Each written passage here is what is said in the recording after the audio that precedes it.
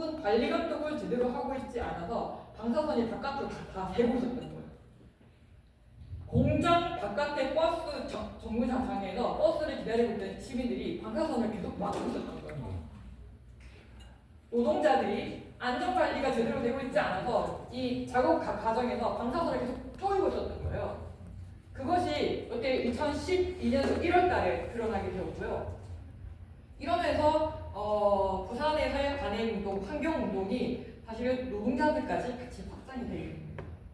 즉 그냥 안전을 걱정하는 시민, 환경을 걱정하는 환경단체의 문제만이 아니라 이렇게 노동자의 문제로 같이 확장이 된 거죠. 근데 2012년도에는 또 어떤 일이 벌어지게 되냐면 밀양에 있는 70대 어른이 분신을 하는 사건이 발생해요. 뭐냐면 우리가 핵발전소 후쿠시마 사고가 났었을 때 사람들은 어떤 문제에 관심이 있었냐면 방사선비가 내려서 우리 아이들이 맞지 않을까? 바다에 방사능 방사능 물질이 확산이 되고 있어서 우리의 식탁에 방사능에 오염이 된 식품들이 올라와서 우리 아이들의 건강, 우리 가족의 건강을 해치지 않을까? 이런 이제 걱정들을 하면서 사실 이제 이렇게 탈핵운동이 확장이 되는 거예요. 후쿠시마 사고 이후에. 근데 밀양에서 한 어르신이 분신을 했는데 이게 한국 사회에 이 탈핵운동에 있어서 반핵운동에 있어서 큰 변화를 이렇게 만들어내는 일을 하게 됩니다. 즉 뭐냐면 밀양은 핵발전소와 관련이 없을 것 같잖아요. 사실 그때만 하더라도 사람들은 그 밀양이라는 것도 몰랐고 그리고 핵발전으로 시작을 해서 이 핵발전소에서부터 핵발전소에서 전기가 만들어져서 우리 집에 오기까지 이 과정들에 대해서 사실 사람들이 별로 관심이 없었어요. 밀양은 어떤 지역이었냐면 핵발전소와 대도시 사이, 그러니까 이때 대도시는 좀 더 밀양에서 가까운 대도시는 대구거든요. 대구는 발전시설이 없어요. 발전소가 없어요.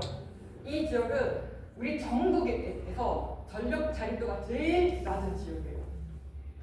그러다 보니 이 지역에 다르게 얘기하면 도시에 있는 지역에 전기를 공급하기 위해서 발전소와 도시 그 사이에 있는 지역 중에 하나가 바로 밀양이었던 거죠.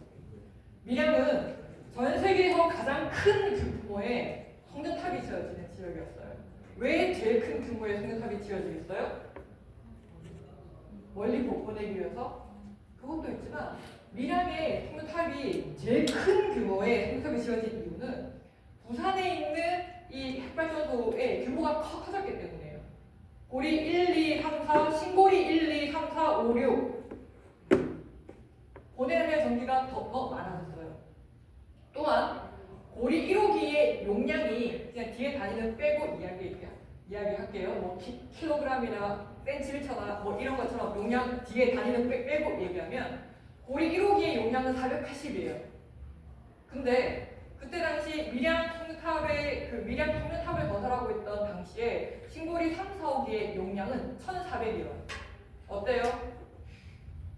이게 발전소의 용량과 1,200입니다.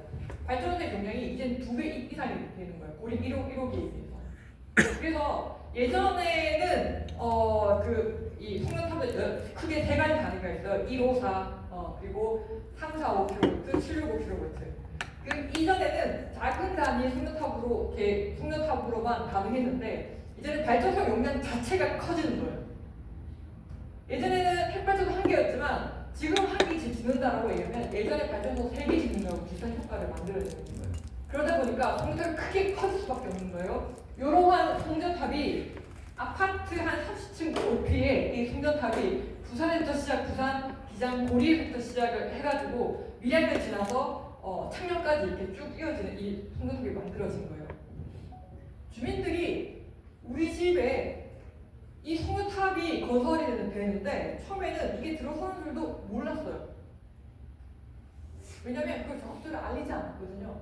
이 주민들에게 적극적으로 알릴 사항이라고 생각하지 않았어요. 그냥 주민들 한 20명, 30명 정도 모아놓고 주민들한테 알렸다. 주민들의 의견을 수렴했다. 그렇게 생각했어요. 정부와 한전은. 근데 주민들이 이 송전탑이 들어선다라는 사실을 알고 저항을 하기 시작을 하면서 이 주민들이 이 송탑이 문제가 해결이 안 되는 거예요. 해결이 안 되는 상황에서 이 이치우라는 밀양의 70대 어르신들이 분신을 하신 겁니다. 내가 죽어야지 해결이 되겠다. 그 얘기는 뭐냐면 내가 죽어야지 이렇게 큰 사건을 일으켜야지만 사람들이 관심을 가지겠구나 라고 하면서 이렇게 분신을 하신 건데요. 이게 밀양에 있는 어르신들이 이 2012년도에 아이고 잠깐만요. 밀양 어르신이 이렇게 분신을 하면서 사실 그때쯤에 밀양에 있는 어르신들이 부산을 찾아왔어요. 우리 동네에 송전 타비 문제가 되고 있는데 이 문제를 해결하기 위해서는 핵발전소 문제가 해결돼야 되겠다. 우리가 탄핵에 함께 할 테니 당신들도 송전 문제에 좀 함께 해결해달라라는 이야기를 하면서 부산에 찾아왔었어요. 2011년도 12월 달에. 근데 그때만 하더라도 부산의 문제가 너무 컸고 그리고 핵발전소 문제와 송전 문제가 그렇게 크게 관련이 있는 거다라고 환경단체에서 활동하고 있는 저조차도 사실 그 문제를 그렇게까지 확장되는 생각을 못했습니다. 근데 이 어르신이 돌아가시면서 정신이 번쩍 들었거든요. 실제 이제 이 밀양 어르신들의 이야기가 사회적으로 알려지게 되면서 이 사람들이 밀양에서 무슨 일이 있었는가를 관심 있게 확인하게 된 거죠. 2005년부터 주민들이 싸우고 있었고 그리고 이미 2011년도경에는 한전이 산에 있는 나무를 베기 시작을 했고 그것을 막기 위해서 2008년도부터 주민들이 매일 새벽마다 산에 올라서 나무를 끌어안고 이 송탐을 못 짓도록 오랜 싸움을 하고 있는 상황이었어요. 그러면서 이 주민들이 왜 그런 혹독한 싸움을 계속하고 있고 한전과 계속 전쟁을 치르고 있느냐, 핵발전소 때문인데 이 핵발전소로 인해서 우리가 단지 위험뿐만 아니라 이 핵발전소로 인해서 누군가 고통받고 있는 사람들이 있구나라는 것들을 알게 되었습니다. 그것이 부산에서는 어떤 일이 있었냐면요. 그해 2012년도 말이에요. 서울대학교에서 원전 주변 지역 주민 역학조사 결과를 발표했습니다. 이게 뭐냐면 80년대 후반에 체르노빌 사고 이후에 핵발전소 주변 지역에 있는 주민들이 우리 지역에서 일어나고 있는 이 이상한 일들이 핵발전소 때문이 아닐까? 라고 생각을 하면서 이 발전소 이 4개 지역에 있는 주민들이 다 문제의식을 가지고 더 이상 핵발전소 짓지 마라. 우리 지역 핵발전소 못 짓는다. 이런 이야기들을 하고 있을 때 그때 정부가 주민들한테 약속한 게 그거였어요. 자, 그렇다면 주민들의 건강 상태가 어떠한지를 우리가 계속해서 추적해서 검사를 해보겠습니다. 그렇게 해서 20년 동안 조사를 진행한 그 결과가 하필이면 이때 발표가 되었어요. 저 발표의 결과에 따르면 핵발전소 주변에 살고 있는 사람들의 특히나 여성의 경우에 있어서는 유방암의 경우에 있어서는 2.5배 높게 발병을 할 수 있다라는 내용을 담고 있었습니다.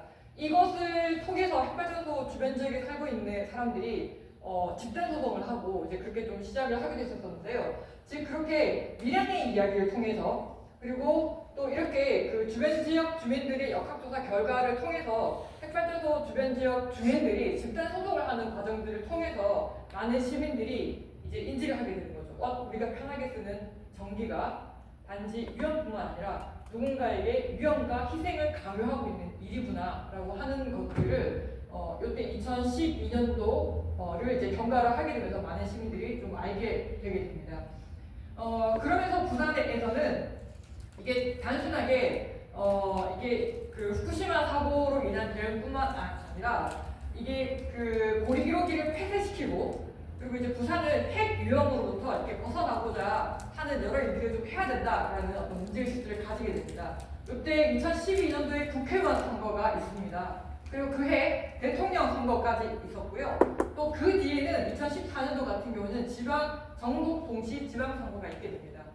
부산에서는 이 과정들에서 적극적으로 이제 개입을 하게 되면서 실제 어떤 일들이 벌어지냐면 2012년도에는 45개 전체 지방자치단체들에서 탈핵에너지 전환 도시 선언이라는 것들이 하게 됩니다. 지자체에서.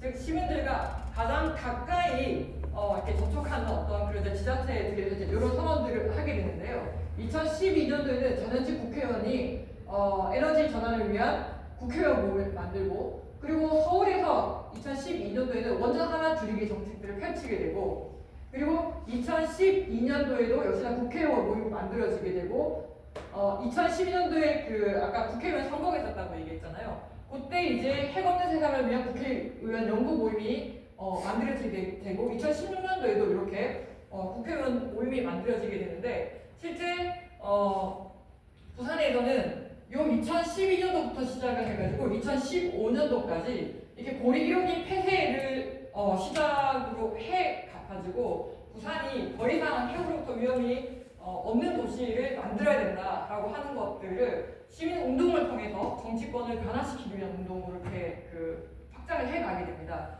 그 과정에서 2015년도에 박근혜 대통령 때 고리 1호기를 폐쇄하기로 이렇게 결정을 했고요.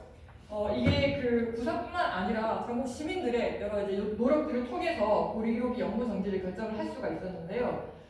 그러면서 2015년도에 그렇게 고리 1호기 영구 정지 결정이 있고 난 다음에 부산에서는 그러니까 2015년에 그런 결정이 있고 난 다음에 그 다음에는 여러분들 좀 기억을 하실 거라는 생각이 드는데, 경주에서 큰 지진이 발생했어요. 한국 사회에서 굉장히 큰 지진이 이렇게 발생을 하게 되면서 더 이상 이게 이 핵발전소 한 개를 문 닫는 것이 아니라 한국이 안전한 사회로 나아가야 된다라는 여러 시민 운동들의 결과를 바탕으로 해서 결국 2017년 대선에서 에너지 전환을 약속하는 대통령이 당선이 되게 됩니다.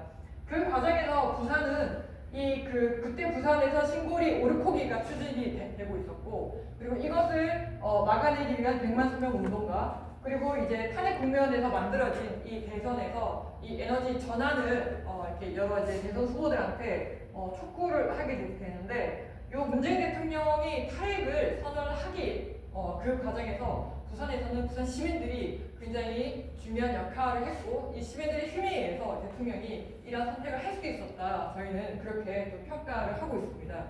자, 근데요, 그 전에 이후에 부산에서는요, 이미 2017년, 그러니까 대선을 치르기 전에 그때 당시 서병수 부산시장이었습니다. 부산에서는 더 이상 이 핵의 위험으로부터 부산이 이런 상황이 돼서는 안 된다, 에너지 전환을 해야 된다라고 하는 것이 부산시장이 당시에 시무식에서 클린 에너지 도시라고 선언을 했어요. 뭐냐면 2030년이 되면 사실 설계 수명이 부산에, 그러니까 부산 행정구역상 핵발전소가 몇 개 있다고요? 6개가 있거든요. 행정구역상 6개의 발전소가 있는데 2030년이 되면 이 발전소들이 차례대로 다 수명이 완료하고 발전소 문을 다 닫을 거라고 생각을 했었던 거예요. 거기에는 여야를 다 가리지 않고 진보 보수를 가리지 않고 부산에는 에너지 전환을 할 수 있다, 해야 된다라고 하는 그런 원칙을 좀 가지게 됐고, 그것이 부산시 정책으로도 반영이 됐었어요. 2030년 클린 에너지 부산, 더 이상 핵발전소 쓰지 않고 부산에서 필요한 에너지는 2030년에는 100% 클린 에너지로 만들어내겠다라고 하는 것이 부산시 정책이었습니다. 자, 그랬는데요. 이 서명수 시장은요, 그때 당시에 한나라당, 지금 이제 국힘의 전신 이렇게 출신의 이렇게 시장이었고요. 이렇게 부산에서는 이런 분위기가 이미 시민사회뿐만 아니라 정치권으로까지 굉장히 많이 확장이 되어 있는 상황이었고, 근데 이제 문재인 대통령이 당선이 되면서 이게 국가 정책으로 이제 에너지 전환이라는 것이 이제 탈핵 에너지 전환이라는 것들이 만들어졌죠. 그건 여러분들이 좀 아실 거라고 생각하고 좀 간단하게 넘어가면요. 반면 윤석열 대통령이 되는 과정을 여러분들 잘 기억을 해보시면 월성 1호기 폐쇄, 그러니까 문재인 대통령 때 그 탈핵 정책의 일환으로 했던 월성 1호기 폐쇄의 과정에 있어서 여러 문제들을 지적을 하면서 사실은 이 윤석열 정부가 좀 탄생을 할 수 있었다라고 좀 저희들은 그렇게 좀 평가를 하고 있는데요. 사실 문재인 대통령 때 탈핵을 하겠다라고 탈핵 국가를 선언을 하고 여러 탈핵 정책을 만들기는 했지만 이 정부가 법률을 바꾸지 않았어요. 수명 연장하지 않고 신규 핵발전소 짓지 않겠다라고 정책으로 선언을 하기는 했는데 이게 법률로서 만들어져 있지 않다 보니까 수명 연장을 하지 않은 한수원, 핵발전소 신규 건설을 포기한 한수원 사장들 다 배임으로 다 걸었고요. 다 이제 이 기업에 이렇게 피해를 줬다. 그리고 그 과정과 이행하는 과정에서 정부와 결탁해서 굉장히 나쁜 짓을 했다라고 하면서 윤석열 정부가 다 고발하고 제도를 만들지 않아서 이런 사단이 벌어지고 결국 윤석열 전 정부는요 핵 강국을 만들겠다라고 선언을 하면서 대통령 후보로 나섰습니다. 근데 이 사람이 대통령이 당선이 될 무렵에 전 세계적으로 어떤 일이 벌어졌나? 우크라이나와 러시아와의 전쟁이 벌어졌었는데 러시아는요 우크라이나 핵발전소를 공격했습니다. 저게 제일 먼저 탈환했죠. 핵발전소가 어떻게 문제가 될 수 있는가라고 이야기를 할 때 오랫동안 전쟁이 나면 이 핵발전소는 공격의 대상이 될 수 있습니다 라고 많은 사람들이 이야기를 해왔어요. 근데 핵산업을 운영하는 사람들은 절대 그런 일이 일어나지 않는다 라고 이야기를 했어요. 지진으로 천재재해로 핵발전소 사고가 일어난다 절대 일어나지 않는다고 했어요. 후쿠시마에서 일어났습니다. 전쟁으로 인한 사고 절대 없을 거다. 공격을 받는 일이 없을 거고 공격을 받는다고 하더라도 얘는 위험에 빠지지 않을 거다.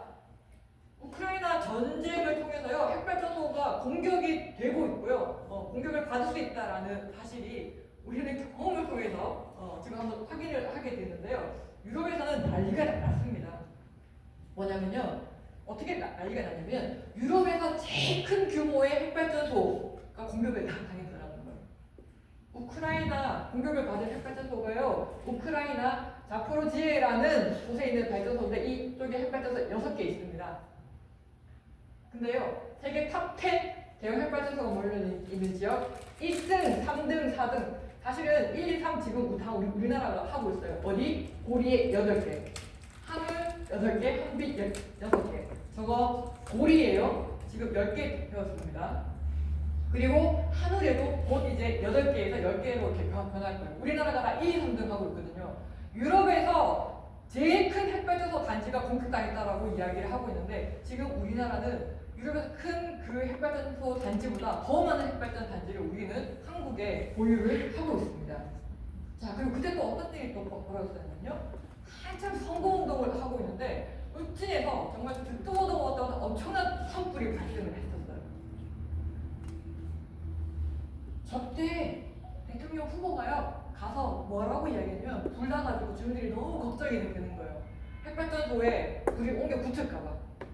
실제 핵발전소 바로 앞에까지 산불이 확 번졌거든요. 이 소방 헬기들이 소방 당국에 제일 먼저 보고한 게 뭐냐면요. 핵발전소 주변으로 이 소방차 쫙 대여시켜놓고 불이 못 번져오도록 하는 거. 그리고 두 번째는 핵발전소에서 시작이 된 송전탑 주변으로 헬기로 물을 계속 때려부었어요. 왜냐? 핵발전소가 사고가 나면 안 되니까. 전기 공급이 끊기면 어떻게 될까요? 핵발전소에서 전기 공급이 끊기면 송탑이 어쨌든 문제가 생겨서 이 전기 공급이 끊기면 발전소가 사고가 날 수 있을 뿐만 아니라 대도시에는 한꺼번에 블랙아웃이라고 하는 엄청난 규모의 대정전 사고가 발생하는 거예요. 그래서 불을 끄는 것보다 사실은 핵발전소와 송전탑을 보호하는 게 제일 첫 번째인 거였어요. 이때 엄청난 이 산불이 발생을 했었을 때 실제 주민들도 그걸 많이 걱정을 했거든요. 윤석열 대통령이 주민들이 찾아갔어요. 이 불이 났었을 때 바로 다음 날 주민들이 뭐라고 이 후보에게 부탁을 했냐면 이 산불이 발전소로 번지지 않도록 최선을 다해주세요. 라고 할머니가 이 대통령 손을 붙잡고 이야기를 하는데 이 대통령은요 그때 뭐라고 얘기했냐면 알겠습니다.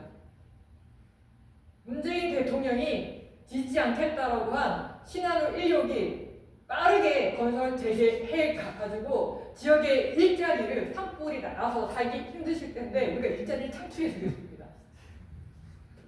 네, 실제 이 사람이 그렇게 해서 대통령이 당선되고 난 다음에요. 네, 최강도 국가를 추진하겠다. 그러면서 바로 새 정부의 에너지 정책을 발표를 했습니다. 제일 먼저 한 게요, 신한울 3, 4호기 건설 재개한 거였습니다. 그리고요, 또 얘기한 게 뭐냐면요, 핵발전소 임기 내에 18개 수명 연장을 하겠습니다. 문재인 대통령은요, 정책 발표했는데 법안 안 만들고 안 바꿨어요. 근데 얘는요, 대통령 되자마자 바로 시행령 법 개정했습니다. 어떻게 개정했냐면요, 원래는 수명 연장 수명이 다하면 이렇게 수명이 다하기 2년 전에 수명 연장 신청을 해야 되거든요. 그거를 5년 전에서 10년 전, 5년 전부터 수명 연장을 이 수명이 완료되기 5년 전에 수명 연장 신청을 해야 되는데 이것을 10년 전으로까지 확장을 시켰어요. 즉 수명 완료되기 10년 전에 수명 연장 신청을 할 수 있도록 그렇게 법을 바꿨거든요. 바꾸면 어떻게 되냐면요, 얘는 두 번 수명 연장 할 수 있어. 이 발전소들. 그리고 이 발전소들은요, 또 한 번 더 이렇게 수명 연장하고 그렇게 해서 총 18개의 핵발전소의 수명 연장을 하겠다. 부산에 있는 고리 2호기는 그래서 두 번 수명 연장을 하겠다. 10년. 고리 3호기도 10년. 즉 자기 임기 내에 요거 다 하고 가겠다라고 선언을 했어요. 그리고 지난 11월 달에는요, 수명 연장 한번 하면 10년 동안 허가하는 것이 아니라 20년 동안 허가할 수 있도록 법을 바꾸는 것을 준비를 하겠다고 발표를 했었어요. 정말 자기 기간 내에 핵발전소 18개를 수명 연장을 하는데 10년 수명 연장이 아니라 20년 수명 연장을 아예 내가 박아놓고 법적으로 확장시켜놓고 제도적으로도 얘네들 다 통과시켜놓고 가겠다. 다행히 탄핵되는 거라고요. 얼마나 답답인지 모르겠습니다. 여기에 어쨌든 지금 좀 문제가 생긴 상황인데 어쨌든 얘는 되자마자 법부터 바꿨어요. 또 뿐만 아닙니다. 고준위 특별법도 만든다고 얘기했습니다. 86년도부터 고준위 핵 폐기장을 만들려고 했는데 그걸 계속 못했어요. 그럼 어떻게 할까요? 핵 폐기장 부지를 못 정했어. 지금 일본과 마찬가지인데요. 핵 폐기장 부지를 못 정하면 정부가 선택할 수 있는 방법은 뭐냐면 또 기존에 있는 발전소 안에 계속 보관하겠다는 거예요. 그게 특별법안의 핵심 내용입니다. 즉, 돈 얼마나 주면 너희들 받을 거야. 이런 얘기를 지금 발전소 지역마다 다 하고 다 가지고 있어요. 요거를 확정지어서 하도록 하겠다라고 하는 것이 이번 대통령의 주요한 공약이었고 이런 것들이 좀 추진되고 있는 상황입니다. 또 뿐만 아니라 이 SMR이라고 하는 거는요, 지금까지 얘기한 것은 대형 발전소들인데 전 세계적으로 이제는 대형 발전소 시장이 너무 암울해, 어두워. 조그만 발전소 짓겠다라는 거예요. 대한민국 방방 곳곳에. 될지는 잘 모르겠습니다. 근데 정부는 이 여러 가지 지자체들이 받을 거라고 생각을 해요. 왜냐면 그 얘기 들어보셨나요? 핵발전소에서 일어날 수 있는 사고의 확률 100만 분의 1. 들어본 적 있죠? 아이고, 체르노빌과 후쿠시마에서 사고가 발생했는데 어떻게 그게 100만 분의 1이라고 얘기하는지 잘 이해가 가지 않는데 요 조그만 발전소는요 1억 분의 1밖에 안 되는데 사고가 일어나요. 그래서 이 조그만 이 SMR이라는 이 발전소를 통해서 지역이 에너지 자립을 할 수가 있어요. 탄핵진영이 오랫동안 이야기를 했던 지역 에너지 분산과 함께 에너지 자립을 요 SMR로 할 수 있다라고 하면서 지금 추진을 하고 있는 상황입니다. 이게 윤 대통령의 계획이었고요. 요것이 11차 전력수급 기본계획. 윤 대통령이 되고 난 다음에 두 번의 전력 계획을 세웠습니다. 이 11차는요, 올해 5월 달에 발표를 해서 원래 11월 달에 지금 올해 지금 12월이죠. 12월 말에 국회 보고를 통해서 확정이 될 예정이었어요. 그 계획에 따르면 SMR 4개를 지어가지고 핵발전소 1개 분량의 전력 생산시설을 만들겠다라고 하는 것이 이 11차 전력 수급 계획에 반영이 되어 있었고요. 또한 신규로 핵발전소 또 건설 추진을 하겠다. 기존에 있는 발전소 말고요, 3개를 더 추진하겠다는 건데요. 영덕 오랫동안 핵폐기장 핵발전소를 막아왔던 지역입니다. 삼척 오랫동안 역시나 핵발전소와 핵폐기장을 막아온 지역이에요. 거의 30년 넘게 싸워온 지역이에요. 이 지역들 또다시 완전 얼었어요. 윤 대통령의 이 발표를 통해서. 우리 지역입니까? 우리 지역입니까? 지금 부산에서 그렇게 생각하고 있어요. 아, 부산이구나. 왜냐하면 이미 부지가 다 확보가 되어 있거든요. 자, 이렇게 신규 발전소 건설 추진하겠다라는 내용이 지금 11차 계획에 포함이 되어 있습니다. 그리고 수출하겠다라는 것도 이제 포함이 되는데 여러분들 그거 많이 들어보셨죠? 체코에 지금 우리가 수출을 하고 있는데 계약 거의 따기 바로 일본 직전이다 라는 이야기를 하고 있잖아요. 일본 직전 하여튼 조로 이야기들이 이번 대통령의 올해의 에너지 전력 계획이었어요. 자, 근데 어떻게 됐습니까? 지금 완전히 다 터졌어요. 국회 보고도 못하고 있는 상황이고요. 사실 밀양에서는 올해 이 11차 정기본 계획이 발표가 됐을 때 이거 반드시 막아야 된다. 이거 막아야겠다라고 하니까 어떤 분들이 그렇게 얘기하시더라고요. 왜? 밀양에서 왜 설쳐? 여전히 아직까지 이 핵발전소 문제를 밀양의 문제로 이렇게 생각하지 못하는 분들이 계시더라고요. 밀양 주민들은 송년탑 문제지만 이 송년탑 뭐 때문에 시작하는 거다? 핵발전소 때문에 시작하는 거고 대형 발전소 때문에 시작하는 거다라고 밀양 시민들은 분명하게 인지를 하고 있습니다. 그러면서 밀양 문제가 다시 반복되지 않기 위해서는 왜냐? 11차 정기본에 핵발전소 신규를 더 짓겠다고 했잖아요. 그거 지으면요 송탄 또 필요해요. 왜냐? 울진에 있는 핵발전소를 계속해서 늘어나면서 울진에는 765 2개 지어지고 있거든요. 지금 또 지어지고 있어요. 이게 없던 일이 아니기 때문에 밀양에 더 이상 송탄탑이 안 지어진다. 이거 보장할 수 없고 부산에 핵발전소가 3개가 더 들어서면 밀양은 또다시 송탑을 또 수용해야 된다. 원천 봉쇄해야 된다. 라고 하면서 저희가 올해 밀양 행정대집행 10년 행사할 때 저희가 제목을 그렇게 해서 핵국주 원천 봉쇄 결의를 만들었습니다. 그러면서 실제 기후장애가 지금 굉장히 사회적으로 이슈가 되고 있는 상황인데 우리는 탈핵과 탈송년탑이 기후정이다라고 하는 이야기를 확장을 해가면서 우리는 지금 정치권에서 이 핵발전소 문제를 제대로 다시 다룰 수 있도록 우리는 만들어야 된다라고 하면서 준비를 해나가고 있는 과정이었습니다. 지금 보면요. 수명 연장과 관련해서는 지금 아까 문 정부가 지금 윤석열 정부가 18개 핵발전소 수명 연장을 하겠다라고 이야기했잖아요. 이미 수명 완료가 돼서 고리 2호기, 고리 3호기는 정지되어 있는 상태예요. 근데 지금 이미 나머지 이 발전소들에 대해서는 수명 연장을 위한 첫 번째 과정들이 다 끝났어요. 두 번째 과정들이 지금 진행되고 있는데 처음에 이게 윤 정부 거의 출범과 동시에 부산과 울산에서 수명 연장을 막아내기 위한 싸움이 시작이 됐고요. 근데 그럼에도 불구하고 어쨌든 진행이 됐어요. 그 다음에는 영광에서 사실 작년부터 올해까지 이 수명 연장을 막아오기 위한 싸움을 진행했고 그리고 사실 이번 올해 며칠 안 됐습니다. 12월 달부터는 또 이제 경주 월성 핵발전소에 대한 싸움이 지금 시작이 되고 있어요. 근데 너무나 불행히도 울진에서는 이미 시작이 되었고 심사가 들어갔음에도 불구하고 울산에서는 울진에서는 좀 이렇게 주민들의 운동이나 시민들의 관심과 참여가 거의 지금 나타나고 있지 않은 어떤 그런 상황인데요. 지금 이들은 착착 수명 연장을 지금 계속 진행을 하고 있어요. 그러면서 차례대로 마치 점령하듯이 지역별로 돌아가면서 지역의 싸움들을 다 무력화시키고 있는 상황이죠. 주민들은 그리고 시민들이 이렇게 열심히 싸우고 저항을 해오고 있음에도 불구하고 일단 주민들과 시민들이 이렇게 생각을 하고 있어요.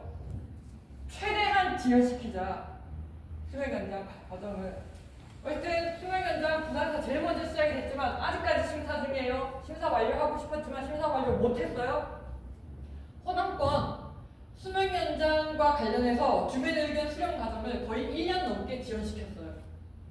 그리고 울산 이제 시작했는데요. 울산에서도 최대한 늦게 지원을 시켜야 된다 이렇게 생각을 하고 있습니다.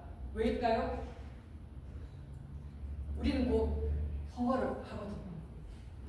물론 지금은 탄핵 국면이기 때문에 선거 시기가 더 앞당겨지기는 했어요. 앞당겨지긴 했지만 우리는 다음 혹은 지금 사실 우리 거의 한 190석에 가까운 야당이 차지하고 있는 정치권이 갖고 있어요. 근데 이 야권에서 탄핵을 이야기하고 있지 않아요. 적극적으로 얘기하고 있지 않아요. 적극적으로 이야기하게 만들어야 된다. 그래서 다음 대선에서는 탄핵을 다시 얘기할 수 있도록 해야 된다. 그러니 지금은 최대한 지연시키면서 탄핵 진영과 함께 탄핵 정책이 만들어지도록 우리 그렇게 얘기합니다. 탄핵 정책이 만들어진 것뿐만 아니라 제도화를 시켜야 돼요. 법률로서. 이걸 하지 않으면 탄핵 정책이 다시 빠꾸하고 지역은 계속해서 점령당하고 유린당하고 난도질당하는 일이 계속 반복될 거다. 이 제도화를 위한 싸움을 우리가 지금부터 차분히 준비해야 된다. 그리고 지금은 탄핵 국면이잖아요. 아까 말씀드린 요거 지금 거의 다 나가리가 되고 있는 상황이에요. 11차 정기권 특별조사 추가로 건설하겠다. 수명 연장 하겠다. 또 뿐만 아니라 요거 잘 기억해 좋겠는데요. 핵 폐기물과 관련된 이야기가 단순히 지역을 핵 폐기장으로 만드는 일뿐만 아니라 사실은 다른 나라의 핵발전소 수출을 하는 데 있어서도 굉장히 중요한 법이라고 평가되어지고 있어요. 왜냐하면 기후 위기 시대에 유럽에서는 혹시 텍소놈이라고 들어보셨어요? 친환경 기술로서 핵 기술이 포함이 됐어요. 그 얘기는 뭐냐면 친환경 기술로 핵 기술이 포함이 되기 위해서는 핵 폐기물을 처리할 수 있는 계획과 제도를 반드시 갖고 있어야 돼요. 유럽에서. 즉 뭐냐면 이거를 핵 폐기물을 처리할 수 있다라는 확고하고 정확한 계획과 플랜을 갖고 있어라. 그래야지만이 이게 친환경 기술이 될 수 있다. 다른 말로는 유럽에서는 그런 방식이 있고 기술이 있고 제도가 있다라는 것을 어느 나라도 그래서 확고하게 얘기하고 있지 못해요. 그렇기 때문에 그걸 갖고 있으면 우리가 친환경이라고 말해줄게 라고 하는 것이 텍소노미의 내용인데 우리나라가 이 특별법이라는 것들을 통해서 그 조건을 갖추고자 하고 있어요. 우리나라에만 핵발전소 안 지어지면 됩니까? 다른 나라에도 핵발전소 지어지는 거. 특히나 우리나라 기업이 가서 우리나라 정부가 가서 그 핵발전소를 짓는 이 행위도 우리는 반드시 막아내야 된다고 생각을 하고 있습니다. 그 과정에 있어서 이 고준위 특별법을 막아야 되는 이유가 그렇게 수출 문제와도 같이 연동이 되어 있다라고 이렇게 좀 기억을 해주시면 좋을 것 같은데요. 이러한 것들이 우리는 한꺼번에 바꿀 수 있는 기회. 다리에 얘기하면 우리가 엄청나게 집중을 해서 이 지금 새로이 만들어지는 이 정치적 국면으로 이 정치적 국면이 만들어질 이 시기에 탄핵을 다시 한번 힘 모아서 목소리 높여 이야기해야 될 때다라고 생각을 하고 있습니다. 그 과정에 여러분도 좀 잘 기억해 주시고 그리고 힘 모아 달라고 할 때 함께 힘 모아 주시고 이렇게 해갔으면 좋겠습니다. 여기까지 하겠습니다.